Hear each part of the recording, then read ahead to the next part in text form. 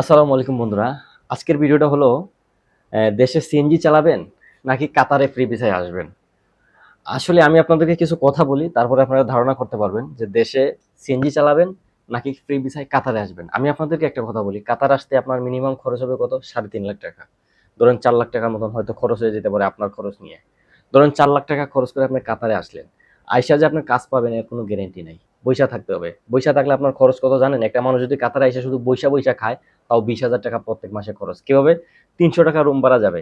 আর ৩০০ টাকা আপনার খানার যাবত মোবাইল খরচ মিলিয়ে ৩০০ টাকা আমি ধরলাম। তাহলে ৬০০ রিয়াল। ৬০০ রিয়াল বাংলাদেশের টাকায় ধরেন ২০,০০০, আমি ধরলাম ২০,০০০ টাকা। তাহলে আপনি কাজ না করলেও প্রত্যেক মাসে ২০,০০০ টাকা আপনার খরচ হবে যদি আপনি ফ্রি ভিসায় কাতারে আসেন। আর সিএনজি প্রসঙ্গে আসি। সিএনজি প্রসঙ্গে, কারণ আমি দেশে নিজেও আমি সিএনজি চালাইতাম। আমার নিজেরও সিএনজি আছিল। এর জন্য আমি বলি। আমি সিএনজি বিক্রি করে কাতারে আসছিলাম, বুঝছেন? এর জন্য আমি বলতেছি।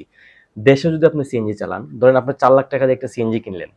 তাইলে আপনি যদি সকালে ৮টার সময় বের হয়ে যান, সন্ধ্যা পর্যন্ত গাড়ি চালাইলে আলহামদুলিল্লাহ আমি নিজে রুজু করছি রুটে, আমি জানি ১,০০০-১,২০০ টাকা আপনি নিয়ে আসতে পারবেন। গ্যাস ট্যাস বাদ দিয়ে ১,০০০ টাকা আপনার থাকবে। তাহলে যদি আপনি ৩০ দিন করেন তাও ৩০,০০০ টাকা আপনার আসবে। এটা 100% শিওর। আপনি রুটে বার হইলে যদি আল্লাহ আপনাকে সুস্থ রাখে, কোনো ধরনের মুসিবতে না ফালায়, তাহলে আপনি দৈনিক কিছু টাকা রুজি করতে পারবেন।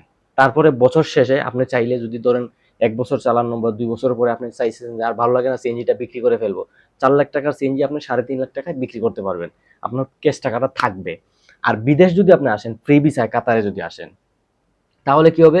আপনি আসার পর কাজ পাবেন যে কোনো নিশ্চয়তা নাই ফ্রি ভিসায়। আমি গ্যারান্টি দিয়ে বলবো, কারণ আমি এই পথের প্রতি, আমি বর্তমানে কাতারে আছি, আমি পরিস্থিতিটা জানি। আপনি কাজ পাবেন না। আর যদিও পান বেতন পাবেন না। কাতারে কাজ করায়, কাজের পর বেতন দেয় না মানুষ। আপনাকে মিষ্টি কথা বলে কাজে নিয়ে যাবে, তারপর বেতন দিবে না। আমি অনেক মানুষ দেখছি, আমারই অনেক টাকা বেতন এখনো পাইনি আমি। তারপরের বিষয়টা হলো আপনি এখানে আসা কাজ তো পাইতেছেন না, বৈশা একটা টেনশন করবেন, প্রত্যেক মাসে ২০,০০০ টাকা আপনার খরচ। আর তারপরে আপনি কয়েকদিন থাকলেন, ২-৪ মাস, ৬ মাস পরে আপনি দেশে চলে গেলেন। কারণ আপনি কি করবেন? কাজ নাই, প্রত্যেক মাসে ২০,০০০ টাকা খরচ করে আপনার কাতারে থাকা সম্ভব না। তারপর আপনি দেশে চলে গেলেন। দেশে চলে গেলেন, ওই যে আপনার ৪ লাখ দিয়ে আসলেন, এই ৪ লাখও আপনার খরচ গেল।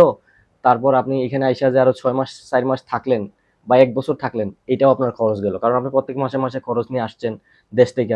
আপনি বইসা খাইছেন, এই একটা লস। ৪ লাখ টাকা খরচ করে আসছেন, এই একটা লস। এরপরে আপনি একটা মানুষ বইসা যদি খায়, লস না? অবশ্যই লস।